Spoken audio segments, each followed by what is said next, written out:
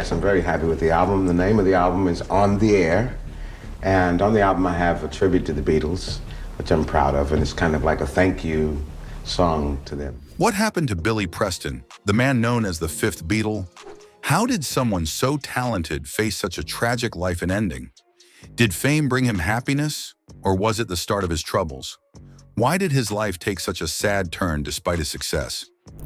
From nothing, leave nothing.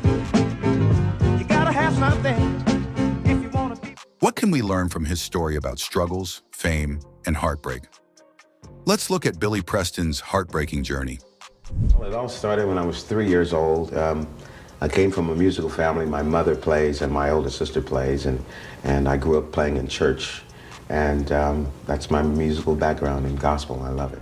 Billy Preston was a music genius, even as a little boy.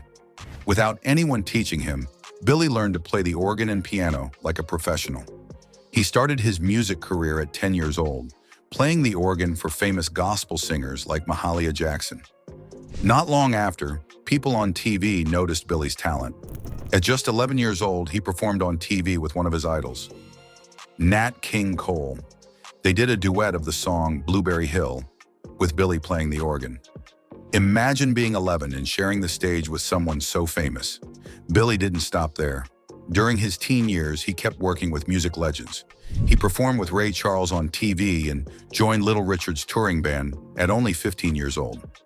Most teenagers are in high school, but Billy was already traveling the world with famous musicians. My musical Jesus. I remember when I first started playing in school, I had a group called Billy Preston and the Billettes, and we did nothing but Ray Charles songs. And I finally got a chance to work with Ray Charles. I worked with him for 3 years, and he's just an incredible man. I love him. By the late 1960s, Billy's career was unstoppable. He was touring with Little Richard and playing with stars like Ray Charles. At just 16, he released his first solo album. But something amazing was about to happen. Billy first met the Beatles in 1962 when they were still a new band. They were opening for Little Richard in Germany, and Billy became friends with them. Fast forward to 1969, and the Beatles were having serious problems. George Harrison, the guitarist, even walked out of the band at one point. I had got a chance to, live with them and see what their lives were like, and it was very overwhelming to be a Beatle, but I think they wore it very well. George went to see Ray Charles perform in London and ran into Billy again. He invited Billy to join the Beatles in their recording sessions. George believed Billy's kind and friendly personality could help calm the tensions in the band. Billy played on several Beatles songs during this time, including the famous hit Get Back.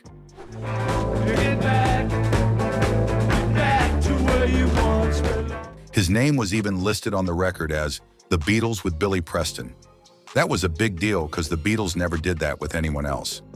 Billy also played the organ during the Beatles' last live performance on the roof of their Apple Records building in London. It was one of the most iconic moments in music history. Oh, yes, I'm very happy with the album. The name of the album is On the Air. And on the album I have a tribute to the Beatles, which I'm proud of, and it's kind of like a thank you song to them. Even after the Beatles broke up in 1970, Billy Preston kept playing with the members of the band. He had a special bond with George Harrison, and they worked together on many of Harrison's solo albums. One of the most famous songs Billy recorded with George was My Sweet Lord, which was part of George's album All Things Must Pass. Billy also played in the Concert for Bangladesh, a charity event organized by George Harrison. The concert featured famous musicians like Ringo Starr, Eric Clapton, and Leon Russell. It was recorded and later released as a successful album and film. While Billy is known for working with the Beatles, he was also an important part of the Rolling Stones. Billy played on 6 of their albums, including Exile on Main Street and Sticky Fingers. He became a regular part of the band's live performances and even got to perform his own solo music during their concerts. By 1976, Billy had earned his place in the spotlight during Rolling Stones shows. When asked to compare working with Harrison to the Rolling Stones, he replied, "I like a livelier show, and the Stones are much livelier than George. Although I enjoyed playing on the Harrison tour, this one is more fun, faster paced, and more of a rock and roll thing. The Stones are a lot more R&B oriented.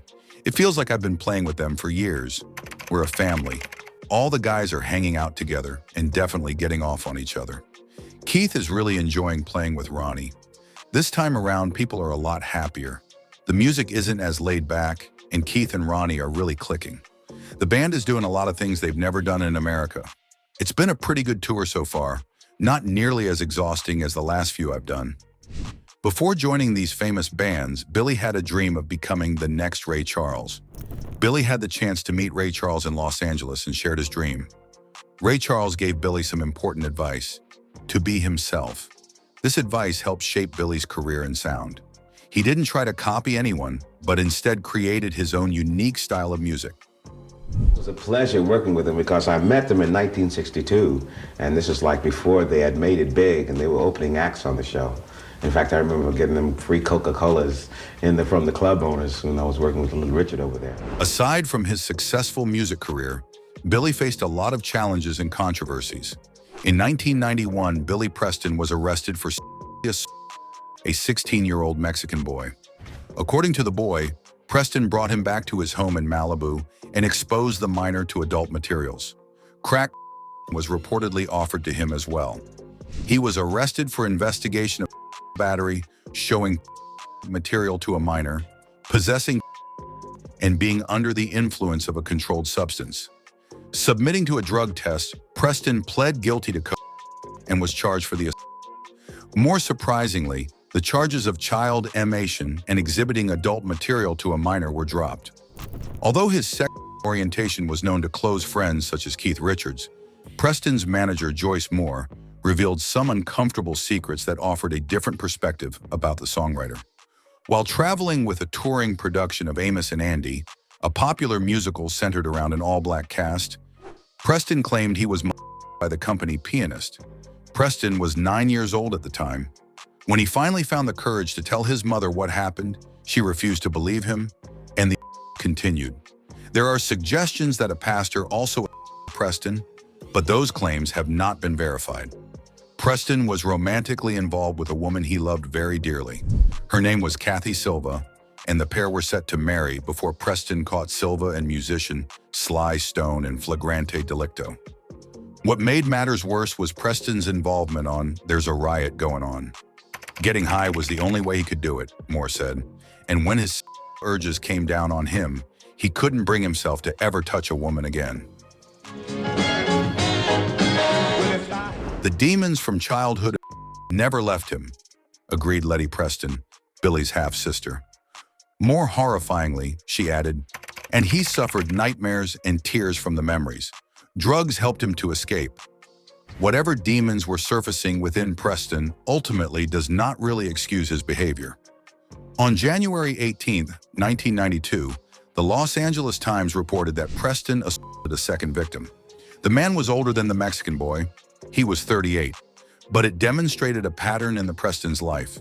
According to the report, the judge increased Preston's bail from $10,000 to $25,000. In a motion that was eerily similar to the from 1991, Preston picked up the man under supposedly altruistic pretenses before attempting to engage in sexual intercourse after exposing him to material. Invariably, the songwriting Preston eventually pleaded no contest to drug and charges.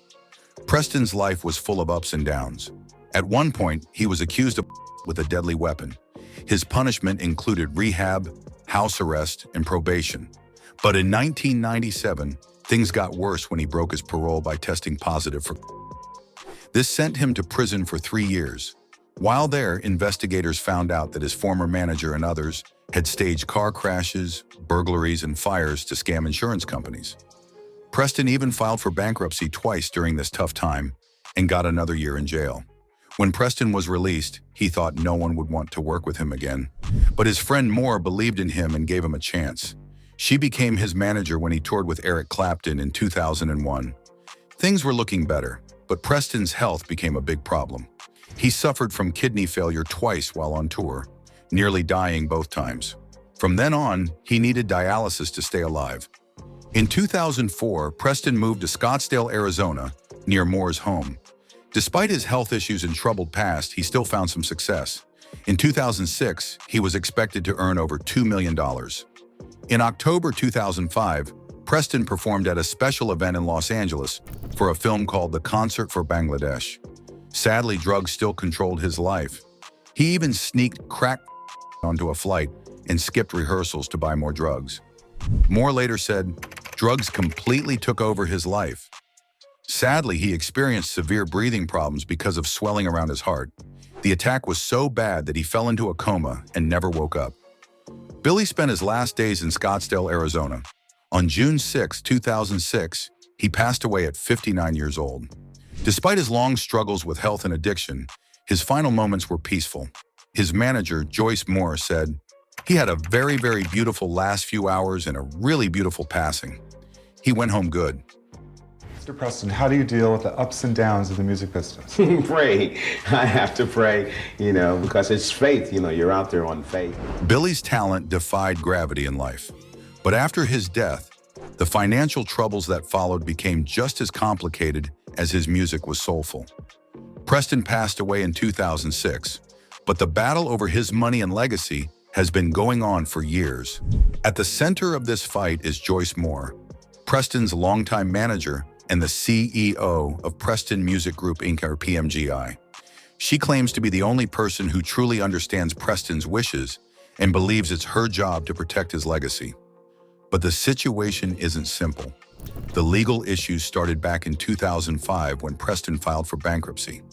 At the time, he was struggling with debt, including over $770,000 in tax liens on his home and more unpaid taxes for 2003 and 2004. To try and fix things, Preston and Moore filled out bankruptcy paperwork with the help of a business associate named Richard Perlman. Unfortunately, those documents turned into a big mess. The forms were messy and full of mistakes. They were written in purple marker with names crossed out, incorrect information, and even suspected fake signatures. The trade name Billy Preston wasn't mentioned anywhere, just his legal name, William Everett Preston. Moore says they were misled into signing those forms and believes they weren't properly filled out. Since then, the case has spiraled into a long, bitter fight. Lawyers for the bankruptcy trustee accuse Moore of using Preston's music royalties for her own benefit and not paying his debts. They also claim she's hiding financial records for PMGI. In the media, people have accused her of keeping Preston away from his family when he was alive and holding on to his money now that he's gone. Moore, on the other hand, says she's the victim. She believes the bankruptcy trustee is wrong to go after Preston's intellectual property, like the rights to his music. She calls the case fraudulent and insists she has done everything she can to protect Preston's legacy. Moore says this legal war has prevented her from organizing concerts, tours, and projects in Preston's memory. Without these events, there's no way to earn the money needed to pay off his debts. Despite all the accusations, Moore refuses to give up. "Billy trusted me with his life and his legacy," she says. "I can't just walk away from that." Preston's half-sisters, Rodina and Letty, once accused Moore and her husband of trying to take over their brother's assets. They even called them the white couple, although Moore's husband is black. Moore shared that she and her husband had spent almost all their savings to fight a legal case about Preston's estate. For years, they even used $40,000 annually from Preston's company earnings to keep the battle going. The legal fight has been long and bitter.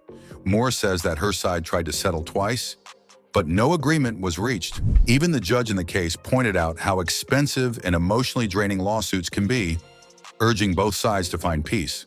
But instead of peace, chaos struck in 2014. A massive fire in Los Angeles destroyed part of the building where important documents for Preston's case were stored. More than 250 firefighters worked to stop the flames, but the damage was done. Computers, files, and desks were lost in the fire, leaving a big hole in the case. After this, the lawyers representing the other side finally reached out to Moore to discuss mediation. Through it all, Moore has stayed strong, even when others doubted her. She believes the claims against her are unfair, insisting that she's done everything by the book. Moore is determined to protect Preston's legacy because she feels it's what he would have wanted. One of the most emotional moments for Moore happened just days before Preston fell into a coma. He called her after a therapy session, furious but also relieved. In therapy, he had finally admitted something he had hidden for years. He was gay. For Preston, this was a huge step toward healing. Moore remembers crying tears of joy on the phone, telling him that his honesty meant he was finally free. She believed he could overcome his struggles and live a better life. Sadly, that was their last conversation. Preston fell unconscious soon after and never recovered. From nothing, leave nothing. You gotta have something if you wanna be with me. Billy started his journey in 1969 when he signed with the Beatles Apple label. That year, he released his album, That's the Way God Planned It, which was produced by George Harrison. The title song became a hit in Britain. Billy continued to work closely with George Harrison after the Beatles broke up in 1970. He was the first person to record the famous song My Sweet Lord on his album Encouraging Words, which Harrison helped produce.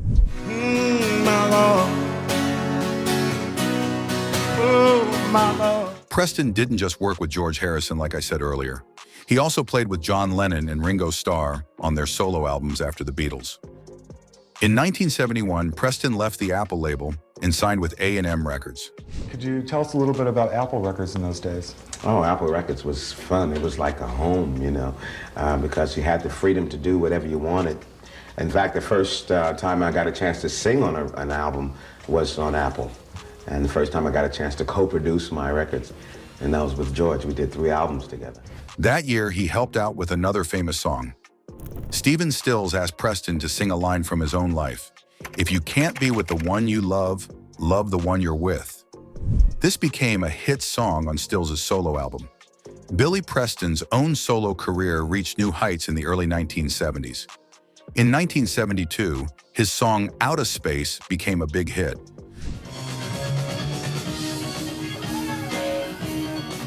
The song was an instrumental track, meaning it didn't have lyrics, but it became famous for its funky sound, especially the clavinet and electric keyboard.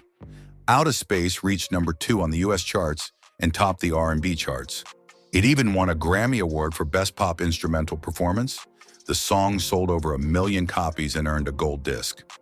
Later in 1972, Preston also wrote the title song for the hit movie Slaughter. This was part of the popular blaxploitation film genre at the time. Over the next couple of years, Preston had more hits. His songs Will It Go Round in Circles and Nothing from Nothing both went to number 1 on the US charts. Space Race, another big hit, also sold over 1 million copies.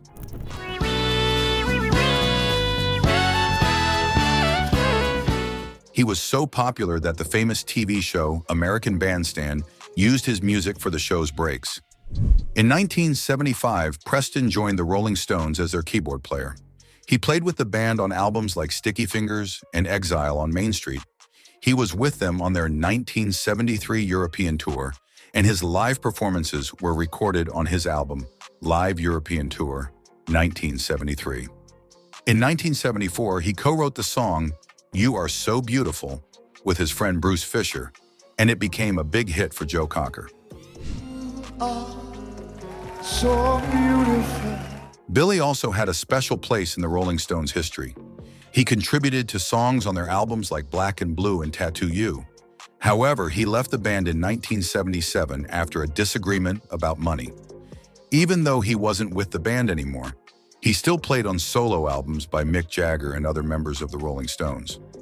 Oh, Billy also had a Hollywood career under his belt too. Billy Preston didn't just shine on stage or in the studio. He brought that same energy to the big screen too. Billy made a memorable cameo casually jamming with the Fab Four while they were going through their drama. He went full Hollywood in the 1978 musical comedy Sgt. Pepper's Lonely Hearts Club Band. In this out-there project loosely tied to the Beatles album, Billy played Sgt. Pepper's mystical grandson. While the movie got mixed reactions, Billy's performance and his fresh take on Get Back definitely stole the show, proving he wasn't afraid to try something wild and different. Billy's Hollywood adventures weren't just about acting, though. His music popped up in soundtracks too, bringing his funky, soulful energy to movies like Cooley High and more. His sound added something extra to every project he touched, making the scenes hit harder and groove a little deeper. Well, it all started when I was 3 years old. I came from a musical family. My mother plays and my older sister plays, and I grew up playing in church. And that's my musical background in gospel. I love it. In 1979, he signed with Motown and released a famous duet with Sarita Wright called "With You, I'm Born Again." This song became very popular, reaching number 4 on the charts in the US. However, in the 1980s, Billy's career slowed down. His struggle with drug and alcohol addiction affected his work. In 1984, he left Motown and began working as a session musician. He played for artists like Luther Vandross, Whitney Houston, and Patti LaBelle. He also worked as the musical director for a late-night talk show called Nightlife in 1986. Even though his career had ups and downs, Billy continued to work with famous musicians. He toured with rock legends like Eric Clapton and Ringo Starr.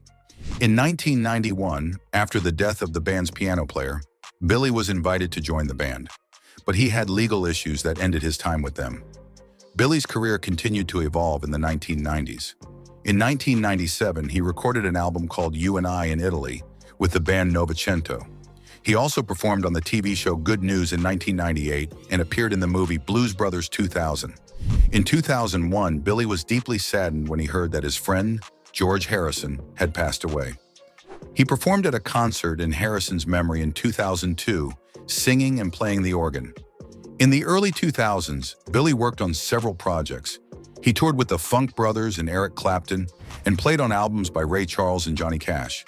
He also appeared on American Idol in 2005 and recorded music for an anime series. One of Billy's last recordings was in 2006 with the Red Hot Chili Peppers. Even though he was very sick, he managed to record his part for their album Stadium Arcadium. He also worked with Neil Diamond and Eric Clapton on their albums. His final public performance was in 2005 in Los Angeles, where he played some of George Harrison's songs. Billy was raised in a Christian home and remained dedicated to his faith throughout his life. He often shared his beliefs in his music, such as in his hit song, That's the Way God Planned It. Despite his struggles in the music industry, Billy never lost his love for God and the church. He was especially close to his mother, and he wrote the song You Are So Beautiful in her honor, which became one of his most famous compositions. Billy's music continues to inspire people around the world. His life was a mixture of highs and lows, but his talent and faith never wavered. His contributions to music will always be remembered, and he remains an important figure in the world of rock and soul music.